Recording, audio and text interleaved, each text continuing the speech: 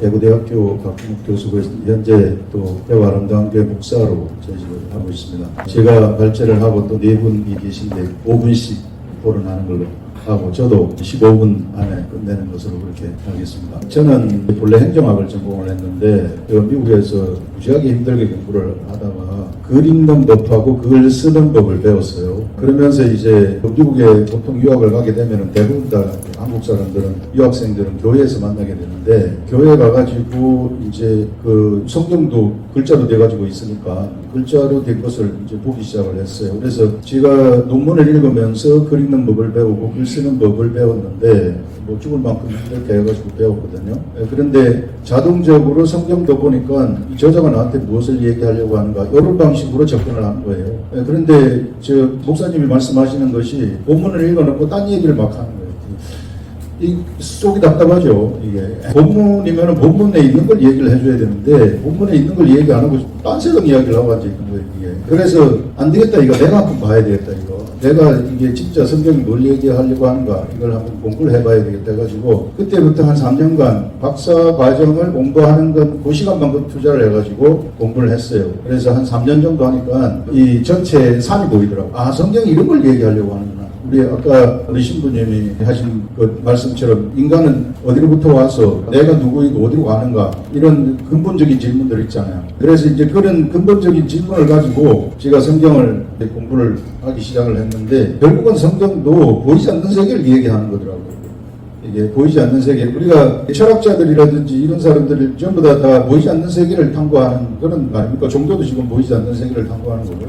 우리 인간이 탐욕이 있으니까 탐욕이 도대체 어디로부터 왔는가? 그래서 불교에서는 이 탐욕을 죽이기 위해서 벽을 보고 선을 행하는 건 아닙니까? 예, 그리고 그 플라톤이라든지 이런 사람들, 그 다음에 이기론, 이와 기의 세계, 이의 세계가 기의 세계를 주장한다. 이런 것들 전부 다 보이지 않는 세계가 보이는 세계를 주장한다 하는 이런 것인데 결국 성경도 들어가 보니까 이게 영의 세계와 혼의 세계하고 육의 세계를 얘기하더라고요. 오늘 우리가 여기서 얘기하는 이 정신의 세계, 이 정신도 정신은 보이지 않는 세계죠. 그런데 이 정신을 주장하는 또 다른 세계가 있는데 플라톤이 얘기한 이데아가 이제 신적 영역이라고 이야기를 했는데 보이는 세계를 이데아가 주장을 한다고 얘기하지 않았습니까? 그것처럼 그 성경에서 말하는 것을 가만히 제가 들여다봤더니 거기서 얘기하는 것이 우리 인간이 영혼 육이 있는데 결국은 영이 혼을 주장을 하는데 영이 잘못됐다는 거예요. 영이 에덴 동산에서 범죄를 했기 때문에 범죄라는 그것도 무슨 이 에덴 동산 가운데 생명나무가 있고 그 다음에 선과 악을 알게 하는 나무가 있고 그걸 무슨 이 사과나무 우리 보통 생각하는 것이 육적으로 시지컬하게 생각을 해가지고 사과 따먹듯이 선악과를 먹어가지고 인간이 잘못됐다 이렇게 생각하는데 그게 아니라 지식의 나무예요. 이게 제가 가만히 들여다보니까 그 가운데 있는 생명나무는 이것도 지식의 나무이고 눈에 안 보이는 겁니다. 이게 지식의 나무이고 이것도 지식의 나무예요. 악의 지식의 나무이고 이게 선의 지식의 나무이다. 사람이 영혼 육으로 창조되었기 때문에 영이 먹을 수 있는 양식이 바로 이 생명나무 열매이구나. 그래서 그 열매를 먹으면서 살라고 했는데 그런데 넌 이거 절대 먹으면 안 된다. 왜? 하나님이 아담한테 이야기하기를 내가 너를 창조를 했는데 요거를 먹으면 너는 큰일 난다. 우리 사람도 마약이라든지 독약이라든지 이런 거 먹으면 죽지 않습니까? 이런 것처럼 영도 그렇다는 거예요. 우리 영도 스피릿도. 스피릿, 소울, 플래시. 그렇다는. 그런데 거기에 이제 유혹하는 마귀의 존재가 있어가지고 그걸 뱀이라고 표현을 하는데 이게 사람을 유혹을 해가지고 먹어도 된다. 네가 먹으면 눈이 맑아진다. 하나님처럼. 그래서 그것을 듣고 이제 먹어버린 거예요. 먹어버리면서 사람은 악을 모르는 선이었는데 악을 알아버린 경험을 해버린 거예요. 영의 세계는 경험입니다. 영을 경험을 해버린 알아버린 거예요. 우리가 예를 들어서 마약을 몰랐는데 마약을 먹어버리면 마약의 세계를 알아버리잖아요. 이렇게 알아버린 거예요. 이 악의 세계를. 원래는 선이고 악을 몰랐어요. 사람 죽이는 것도 몰랐고 그 다음에 탐욕 이게 욕심 부리는 것도 몰랐고 아무것도 몰랐단 말이에요. 아무것도 그 악에 대해서는 몰랐는데 이게 선악과를 먹으면서 이게 사실상 악이죠. 악. 독사과 같은 악의 지식을 먹어버린 거예요. 그걸 경험을 하니까 내가 악한 자가 돼버린 거죠. 이게 그래서 거짓하고 탐욕하고 살인, 사람 죽이는 거. 그래서 첫 번째 살인이 일어나게 되는 겁니다. 그럼 하나님 관점에서는 이 사람이 이게 먹지 말라 하는 것을 먹었으니 이거 어떻게 하면 좋겠는가. 그래서 만드신 것이 제사법이더라고요. 예, 그래서 네가 짐승을 잡아가지고 제사를 드리라. 너희가 이 죄는 네가 대신할 수 없으니까, 네가 죽을 수 없으니까 대신해서 제사를 드리려 해가지고 제사법을 주셔가지고 구약시대에는 전부 제사법의 시대가 시작이 되는 겁니다. 그러나 이 제사는 원죄를 해결할 수가 없어요. 짐승의 피를 흘린다 그래가지고 내 죄가 없어지지는 않거든요. 네, 그래서 이게 근본적으로는 이 죄를 없애려면 어떻게 해야 되는가. 그래서 처음에 한번 실시를 해봤어요. 실시를 해봤는데 제사를 잘 드리는 그룹이 있었고 못 드리는 그룹 두 그룹으로 나눠졌어요. 인간이. 그게 베덴의 동쪽 가인의 그룹이고 나머지는 셋의 그룹입니다. 그런데 결국은 이 시간이 지나서 가다 보니까 결국은 이 셋의 그룹에 이 제사를 잘 드리는 그룹, 이런 그룹에 하나님의 영이 역사를 해가지고 그들이 막 어떤 사람은 그 에녹 같은 사람은 그냥 죽음을 맛보지 않고 하늘로 올라가기도 하고 이런 삶을 살았는데 결국은 인간이 많아지면서 이 하나님의 계통으로 내려가는 그 제사를 잘 드리는 이 그룹이 가인의 계통의 그룹의 여인들의 아름다움을 보고 결혼을 하는 거예요. 그래가지고 생긴 게 네피림입니다.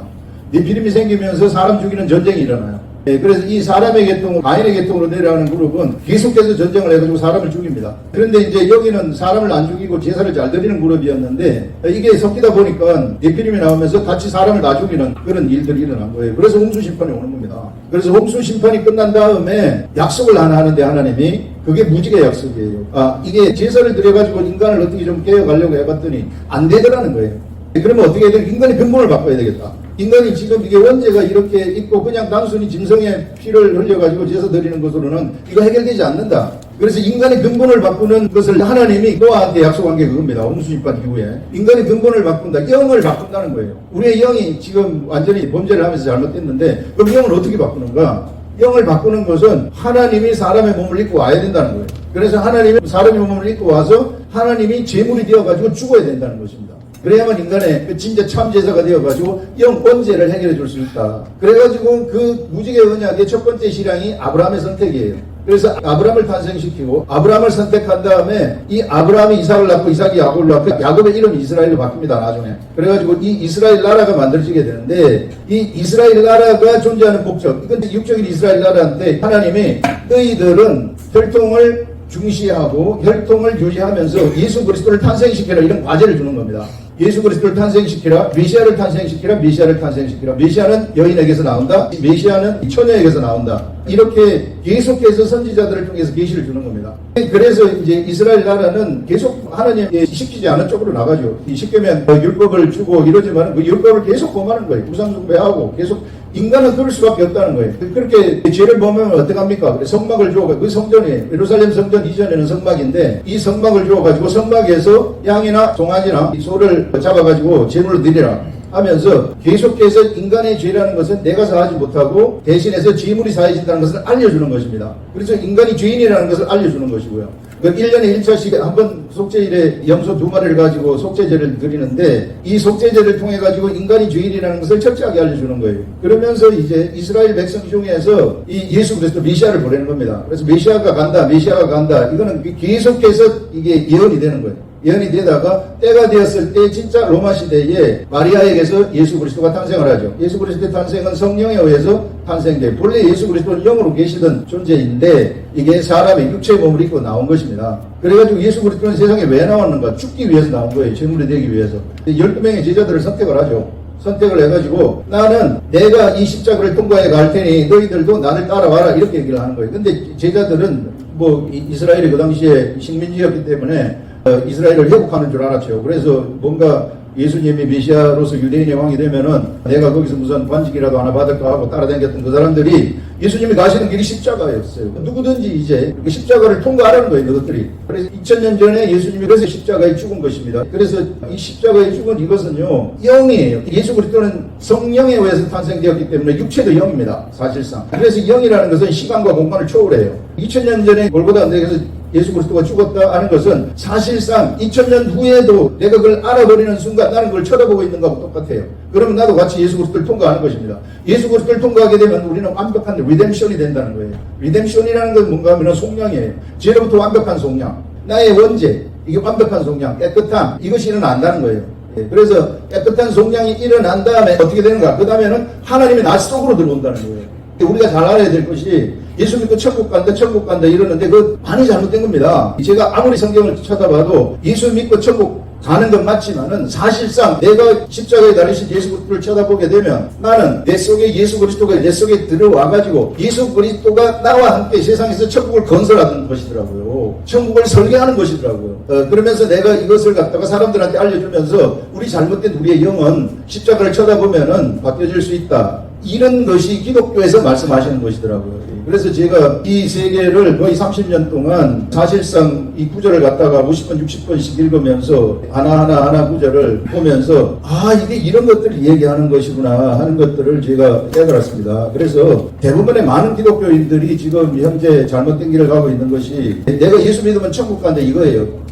예수 믿으면 천국 가는 건 맞지만은 그러나 그것만 생각하면 안 되고요. 예수 믿으면 예수 그리스도가 내 속에 들어와가지고 내 속에서 나와 함께 세상에서 천국을 건설한다는 거예요. 천국과 그걸 우리가 정말 똑바로 알아야 됩니다. 그래서 천국을 건설하는 것이고 우리가 사실 하나의 나라가 되는 겁니다. 독립국가, 완벽한 나라가 된다. 그렇게 얘기를 하고 있어요. 그러면은 나중에 천국에 거룩한 성 예루살렘 성이 내려올 때에 거기에 우리의 삶이 다 거기에 다 기록되어 가지고 있다. 하는 이게 진짜 기독교의 본질이고 기독교에서 성경에서 말씀하는 것이더라고요. 이게. 그래서 이런 부분들을 저는 지금 이 교회에서 성경 공부를 하면서 이야기를 하고 있고 대부분의 경우는 이제 피상적이죠. 피상적으로 그냥 교회라는 게 사람 모으려고 하는 거 그래 큰 교회 모아가지고 한판 하려고 하는 건 완전히 잘못된 거예요 이게. 이런 것들을 말씀을 하고 싶어서 이거 우리 위원장님이 저한테 제가 목사라는 걸 알고 그동안 한 30년 동안 성경에 대해서 연구한 이것들을 전부 발표해달라 그래가지고 그 발표문을 여러분들한테도 드렸으면 좋을 텐데 못 드리고 우리 발제하시는 분들한테만 드렸습니다. 네, 이상입니다. 제 발제는 이걸로 마칩니다. 그 다음에는 우리 동화사에 계시는 이 오빌선님 한번 제 글을 읽고 어떤 생각을 가지고 계신지 한번 들어보겠습니다. 네, 안녕하세요. 동화사에 살고 있는 공기 좋고 산도 좋고 또 이번에 국립공원도 됐고 좋은 곳에 살고 있습니다. 우리는 좋은 곳에 살고 있으면은 그 외 지역은 잘 보려고 하지 않습니다. 그게 경계인 것 같아요. 우리 마음속에 있는 그 경계가 무엇인지 알았을 때 그 경계를 무너뜨릴 수도 있고 그리고 또 그들 자신만의 선택도 할 수가 있습니다. 우리 삶 속에서 지금 이곳에서 정신연명 관련돼서 이렇게 하는 것도 그 경계 알고 그리고 그 경계를 무너뜨려서 우리가 얼마만큼 행복하게 살 수 있느냐라는 겁니다. 여러분들 여기 강당 말고 문을 열고 들어오셨을 때는 여기가 어떤 느낌이었어요? 시원하니까? 밖에보다는 여기가 이제 목사님 계시니까 천국 아니었나요?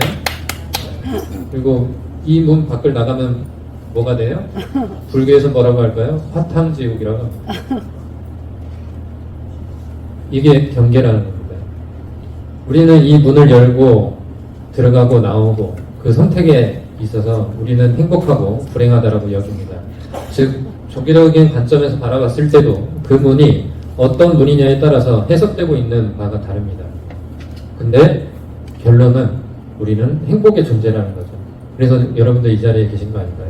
그리고 여기에 계신 목사님께서도 이렇게 발제를 해서 글로 남겨주셨고 이 토론 자리를 마련해 주신 것 같습니다. 그래서 여러분들에게 한 가지 그 문을 두드리지만 마시고 그리고 우리 인간의 잘못된 성향 중에 하나는 경험을 했을 때 간접 경험 말고 직접 경험했을 때 이게 좋고 나쁨을 판단을 하게 됩니다. 누구 중심으로? 내 중심으로 판단합니다. 주변의 영향을 절대 받지 않죠. 주변의 영향을 받을 때는 보이고자 하는 마음이 강했을 때입니다.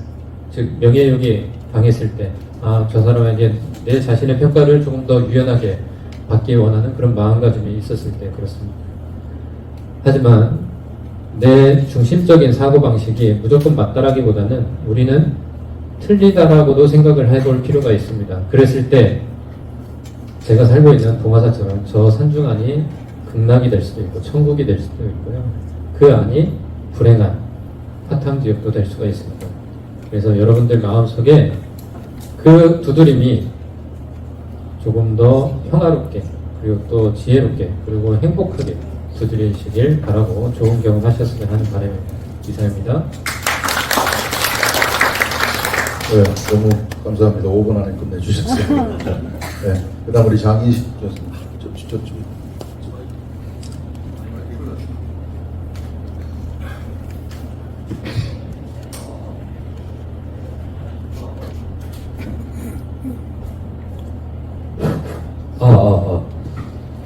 예, 저는 대구대학 채임하고요. 지금은 저 구미연 아카데미라고 거기 이사장을 맡고 있습니다. 그래서 저는 그쪽 지금 현재 직함하고는 성리학 쪽에 이렇게 관련이 있습니다만은 이제 저는 역사 공부를 했습니다. 역사 공부를 하면서 제일 좀 의문스럽기도 하고 이랬던 게 종교라고 하는 게 도대체 뭐냐? 종교라고 하는 게 큰 가르침이고 그거는 사람을 살리는 건데 진짜 아이러니하게 종교 때문에 엄청나게 많은 사람이 죽었는 게 역사에 있었어요. 이 종교가 도대체 뭐냐? 이게 계속 화두였었어요. 저는 지금도 이렇게 좀 생각을 하는데 이 세상을 이렇게 움직여 나가고 끌고 나가고 이렇게 유지시켜 주는 거는 결국은 인간 세계의 윤리도덕, 물론 그건 상당히 불완전한 건데요. 그 윤리도덕이 인간 사회를 유지시켜주는 건데, 이것만 가지고 안 되니까, 이놈을 아주 좀 절대화시키는 게 두 가지라고 생각을 합니다. 하나가 법이고요. 하나가 결국은 종교인데, 이 종교도, 세계 역사를 쭉 보면 처음엔 거의 다 다신교였었습니다. 다신교인데 이 다신교가 나중에 기원전 한 500년쯤 되면은 여기에 대한 심각한 도전들이 일어납니다. 하나는 인도에서 석가위에서, 한쪽은 중국에서 공자위 해가지고, 공자 석가가 거의 같은 날 살았어요. 같은 하늘에서. 그러면서 이 어른들은 제 생각은 그렇습니다. 아주 다신교적인 신에 의해서 움직이는 이 세상의 가치에 대해서 가장 어디 보면 절대적으로 도전했던 분들이라고 저는 판단하고 있거든요. 예, 그래서 어쨌든 그 다신교가 한쪽은 묵신론에 의해서 깨지고, 석가는 저는 제가 봐서는 이 세상에 누구보다도 철저한 묵신론자라고 생각을 합니다. 공자도 마찬가지고요. 신각에 도전을 했고, 그래서 이제 이 다신교가 깨지기 시작을 했고, 그 다음에 또 하나는 유일신에 의해서 이 다신교 세계가 깨집니다. 그게 바로 예수 그리스도였고요. 그 다음에 한 500년 뒤에 다시, 마호메트가 나와서 이슬람교, 위에서 깨집니다. 그런데 이 다신교가 깨지는 방향이 두 가지지만은, 무신론에서 깨진 데는 다시 다신론이 또 일어납니다. 그러니까 무신론이 그만큼 좀 강력하지 못했던 거고, 유일신이 훨씬 더 강력했었습니다. 그래서 유일신 지역에 의해서, 유일신에 의해서 깨진 다신교는 다시는 못 일어납니다. 그게 이제 기독교와 이슬람교, 그쪽 쪽은 다신교가 다시 일어날 수가 없었죠. 근데 이 무신론에 의해서 깨졌던 데는 바로 대표적으로 인도에서도 힌두교가 일어났고요. 중국에서는 도교가 일어났습니다. 그래서 이 신이라고 하는 게 과연 뭔지 꿈을 또 살려나가지고 중국에서도 그렇게 됩니다. 그런데 저는 오늘 이게 지금 유불성기 회통이라고 이야기를 하는데, 여기 목사님도 오시고 또 신부님도 오시고 했는데, 역시 회통이라고 하는 게 참 어렵구나. 오셔서 저는 다른 이야기를 좀 하실 줄 알았어요. 목사님은 불교 이야기 좀 하시고 다른 걸 좀 이야기하시고 쭉 이야기를 하시는데, 역시 목사님은 목사님 성경적인 이야기를 쭉 하시니 이게 도대체 이 회통이라고 하는 게 도대체 얼마나 어려운 거냐, 이 생각을 많이 했습니다. 그리고 내가 이 자리에 앉아 있는 게 맞나 이 생각도 했고요. 되게도 많이 들었습니다. 저는 결국 우리가 회통을 하려고 하면 결국은 인간이 뭐냐, 신이 뭐냐, 이걸 좀 다시 논의를 해야 될 것 같습니다. 인간은 지금 목사님 이야기는 인간이 계속 악하다는 식으로 이렇게 이야기를 했는데, 저는 이렇게 생각합니다. 인간을 어떻게 볼 거냐, 인간을 선하게 보면은 인간은 이미 구원된 존재입니다. 사실은 여러분들 성질 스님 나시는 급회사에 가면은 처음에 들어가다가 옆에 딱 보면 엄청나게 큰 돌에 제일 첫 구절이 당신은 구원된 존재입니다. 그렇게 적혀 있습니다. 한번 보십시오. 불교는 기본적으로 인간은 구원된 존재라고 봅니다. 이미 구원된 존재라고 보고요. 유교 그 공자님도 당연히 인간을 이 구원된 존재 성선설의 입장에서 있습니다. 그래서 유교에서는 성악설의 순자가 이 자리에 내버리고요. 성선설의 맹자가 정통이 됐습니다. 유교는 끝까지 지금까지도 성선설의 입장에 있습니다. 성리학 마찬가지입니다. 자, 근데 인간을 악하게 볼 거냐, 선하게 볼 거냐, 이거는 진짜 중요한 문제입니다. 신의 문제는 저는 그 다음에 문제라고 생각하고요. 인간을 선하게 보면은, 인간은 이미 구원된 존재입니다. 구원된 존재면은 구원자가 필요가 없습니다. 구원자가 필요 없으면 신이 필요가 없어요. 그래서 유교 불교는 무신론으로 갔던 겁니다. 그런데 인간을 악한 존재라고 보면 인간은 구원되어야 될 존재고 구원자가 필요하고요. 유신론으로 신이 있어야 되는 거죠. 그래서 그게 대표적으로 불교와 유교는 무신론으로 갔고, 그럼 물론 뭐 불교가 왜 무신론이냐 이렇게 주장하실 거지만 그 대승 불교의 쪽에 와가지고 많은 사람한테 전도를 하락하니 신이 필요하다고 석가를 신으로 만드는 거고요. 원래 기본적인 불교는 석가만큼 철저한 무신론자가 없습니다. 이거 스님한테 나중에 물어보려고 합니다만 저는 그렇게 판단합니다. 철저한 무신론자입니다. 오히려 그런 신을 믿고 하는 게 인간의 가장 큰 허위라고 받는 겁니다. 석가는. 그걸 깨려고 했는 사람이 석가입니다. 사실은. 공장 역시 마찬가지고요. 교수님. 그런데 시간. 예. 그래서 저는 어쨌든 기독교 불교는 뭐 인간을 참 악하게 보시니까 그러니까 자꾸 제사하는 문제가 나와요. 제사하는 문제가 나오고요. 사해주는 존재가 신이고 이렇게 나왔고요. 한마디만 더 하겠습니다. 저도 어느 책에서 한번 썼습니다만 이런 회통을 좀 하시려고 하면 저기도 오늘 주제에 맞게 하려고 하면은 저기도 불교에서 이야기하는 살조살분의 정신을 좀 가져야 되겠다. 진정한 믿음 진리를 얻으려고 하면은 석가를 만들면 석가도 찔러 죽여버리고 조사 선생도 찔러 죽여버리라. 그 이야기는 뭐겠습니까? 자기 종교가 믿는 자기 종교에서 이야기하는 교조 그거 다 깨내버리라는 겁니다. 그게 앞으로 회통의 길이 아닌가. 절대적인 믿음이라고 생각하는 제가 생각하는 절대로 없습니다. 그걸 절대화시키는 게 종교고 오히려 그 절대화된 걸 깨는 게 그게 회통이다. 저는 그렇게 생각합니다. 그래서 좋은 말씀을 해주셨습니다. 저는 제가 목사라 그래가지고 뭘 주장하거나 그런 건 아니고요. 제가 깨달은 성경에 어떤 얘기를 하고 있는가 그걸 그냥 이렇게 이야기한 거. 제 자신은 하나도 안 들어갔습니다. 있는 거 그대로 그냥 제가 그 본세계를 얘기한 거예요. 이게 꼭 뭐 이쪽으로 가야 된다 이런 말은 아니고요. 그걸 그냥 단순히 소개한 거죠. 네, 좋습니다. 네, 그 다음에 우리 사공정교 교수님. 네, 안녕하십니까. 사공정교입니다. 저는 동국대학 교과대학 교수로 있고요. 현재 정신건강의학과 의사 35년, 교부 20회전자고 있습니다. 진료실 박사 의사로서 힐링닥터라는 닉네임으로 정신인문 치유 강연가로 활동하고 있습니다. 지금 현재 이 시점에서 가장 중요한 회통, 가장 중요한 사랑, 가장 중요한 배려는 자기한테 주어진 시간을 지키는 것이라고 저는 생각합니다. 먼저 한번 주세요. 그것이 배려고요. 우리 박기묵 목사님의 좋은 말씀.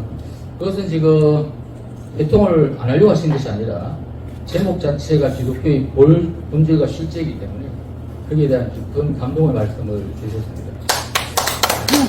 예수님이 내 속에 들어와 예수님과 함께 천국을 건설하는 것이 우리의 일이다라고 말씀 주신 게 제가 현재 사단법인 대한민국 힐링문화 진흥원 이사장으로서 개인 힐링을 통한 행복한 개인, 사회 힐링을 통한 행복한 대한민국을 실현하는데 저희 그 실천 목표와 아주 부합되고 제가 더 따라야 될 좋은 말씀 감사를 드립니다.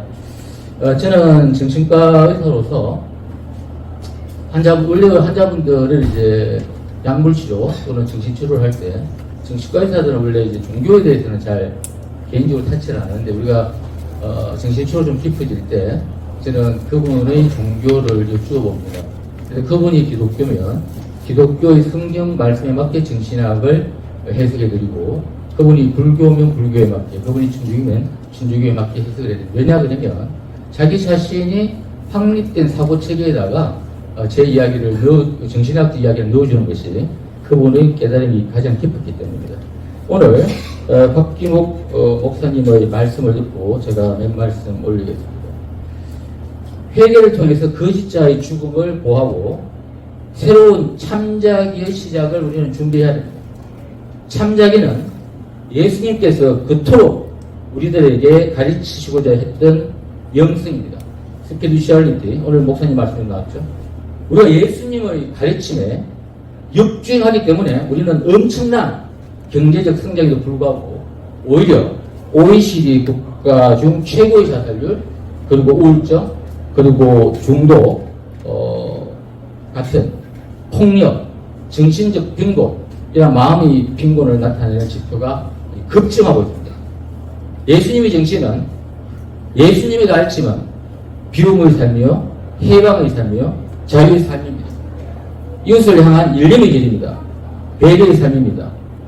사랑의 삶입니다.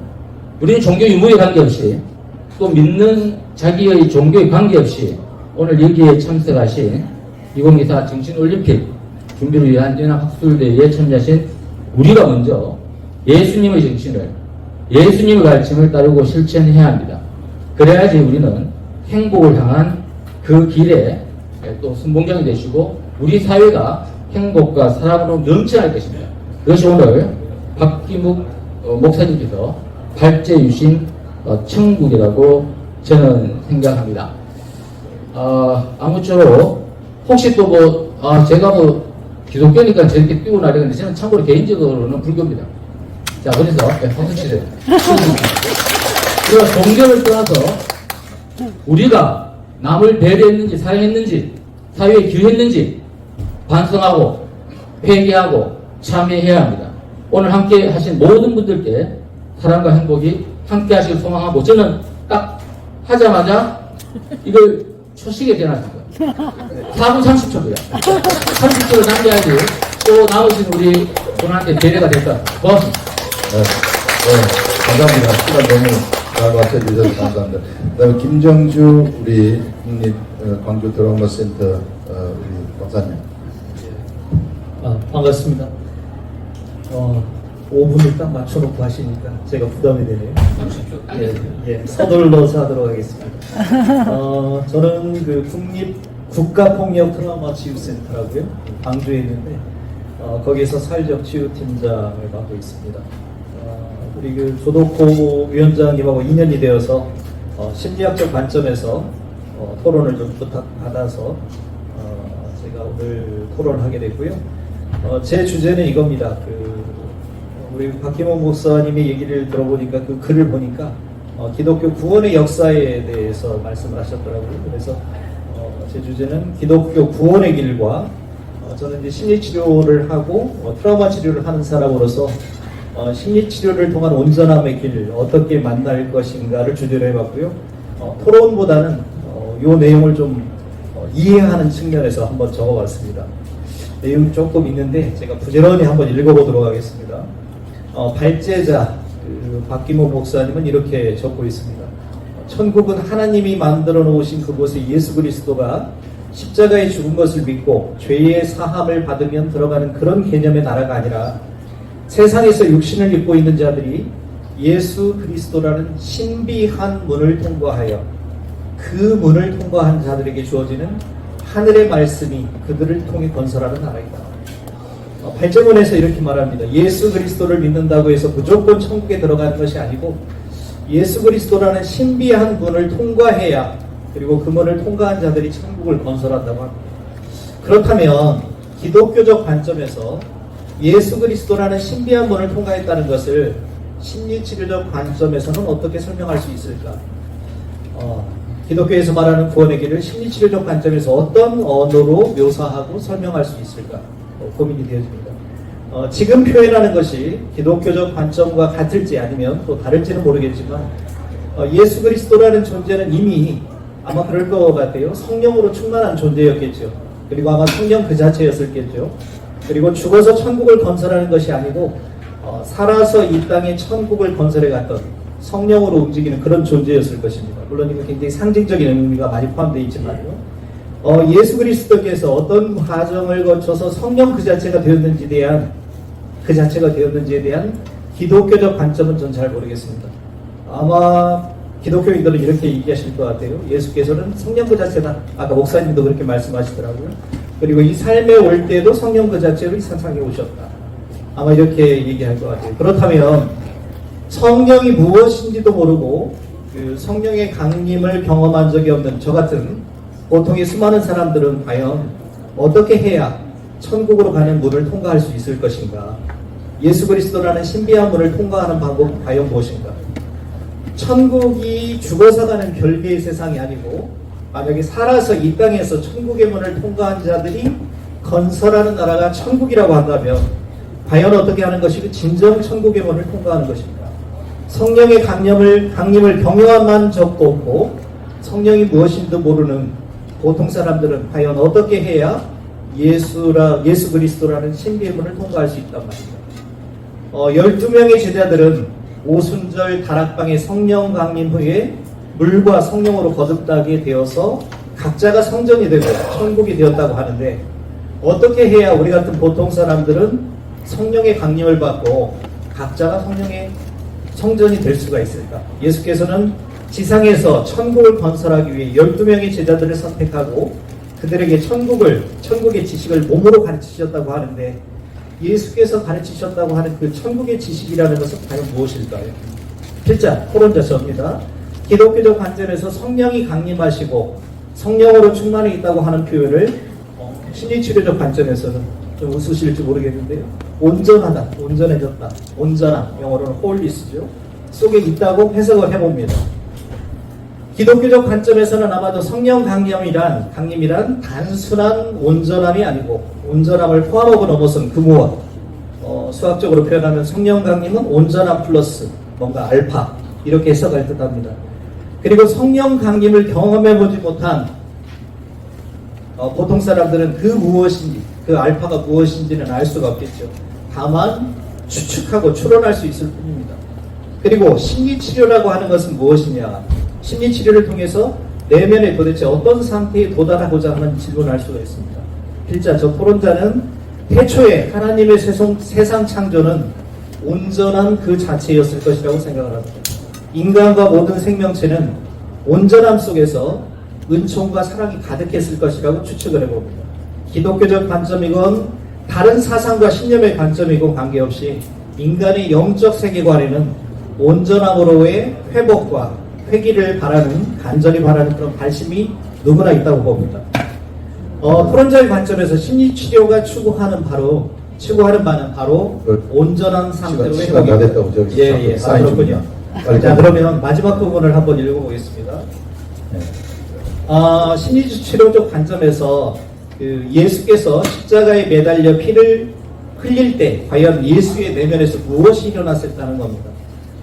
선악을 분별하지 못하고 악의 속성에 빠져있던 인간들, 혼과 육체가 여전히 타락한 자의 속성이 있던 사람들에게 온전함으로 하늘로 천국으로 가는 길을 예수께서는 가르쳤어요. 근데 그들은 오히려 예수를 십자가에 못 박았습니다. 보통 사람들이 이런 일을 겪었다면 지극한 분노, 배신감, 원망, 복수의 마음이 온 존재를 뒤덮었을 것입니다. 그런데 예수 그리스도께서는 자신을 십자가에 못 박은 그들을 위해 기도하고 사랑으로 성령으로 감싸주셨다고 해요. 십자가에 달려 피 흘린 예수 그리스도를 본다. 한 3분만 하겠습니다. 는 것의 의미가 바로 이것이라고 봅니다. 3분 너무 길어요. 그래요. 1분 내로 끝낼게요. 그리고 십자가에 달려 피 흘린 예수 그리스도를 본다는 것은 각자의 내면 속에서 일어납니다. 예수 그리스도께서도 제 관점입니다. 원망, 배신감, 분노가 올라왔을 거예요. 근데 예수는 그것을 알아차리고 그 마음을 온전히 내려놓았을 뿐만 아니라 기꺼이 피 흘리며 희생을 감당해냈습니다. 어리석은 사람들을 향해서 사랑과 용서의 마음을 내고 그들을 위해 기도하는 선대한 마음을 내었어요. 그 순간 아마도 성령이 충만하고 성령 그 자체가 되지 않았을까요? 아마도 이것이 십자가에 달려 피 흘린 예수 그리스도를 본다는 것의 의미일 것이라고 저는 해석을 합니다. 이것이 바로 예수가 온전함 속에 존재하고 사랑으로 인간의 영혼의 성령으로 강림함을 의미하는 것이라고 봅니다. 그런데 이제 마지막 30초입니다. 우리 같은 보통 사람은 도대체 무엇을 연습해야 죽음을 맞이하는 그 순간에 죽음의 공포를 받아들일 수 있고 원수에게 사랑하는 마음을 낼 수 있고 그리고 선대한 마음을 낼 수 있을까? 십자가에 달려 피 흘린 예수 그리스도를 몇 번, 몇십 번, 몇만 번을 보고 되뇌어야 온전함을 넘어서 성령이 임하고 성령으로 충만한 존재가 될 수 있을까요? 제 생각입니다. 네, 감사합니다. 네, 감사합니다. 우리 어떻게 하면 우리 범인들, 우리 보통 사람들이 예수 그리스도의 신비한 문을 통과할 수 있을까? 그것은 제가 한 30년 동안 성경을 바라봤을 때에 가장 중요한 것은 내가 지금 현재 가고 있는 이 길이 올바른 길인가? 탐욕적인 길을 가고 있다면 내가 가고 있는 길이 올바른 길인가? 요거 곰곰이 내 속으로 생각을 하면서 내가 이 길을 가지 않고 새로운 길, 진짜 하나님, 우리 이 예수 그리스도가 뜻하시는 그 길을 가고 싶다. 이런 생각을 하면 그게 물세례입니다. 물세례를 받게 되면 그 리뎀션, 완벽한 제사함인데 그렇게 되고 나면은 그 다음에 이제 성령이 저절로 임하시는 그런 것이 성경에서 그렇게 나와 있어요. 그래서 범인이 어떻게 예수 그리스도의 신비한 문을 통과할까? 십자가에 돌아가신 예수 그리스도 쳐다보고 내 죄가 거기 달렸다는 거 묻어버리고 내가 이제 새로운 길을 가겠습니다. 그 길을 가게 되면은 모두 다 누구든지 다 이게 이 신비한 문을 통과할 수 있다 하는 것을 얘기할 수 있습니다. 우리 장시간 수고 많았습니다. 시간이 다 돼서 이것으로 우리 세션, 공동 세션 유불성기 회통과 한국정신이라는 세션을 마치겠습니다. 수고하셨습니다.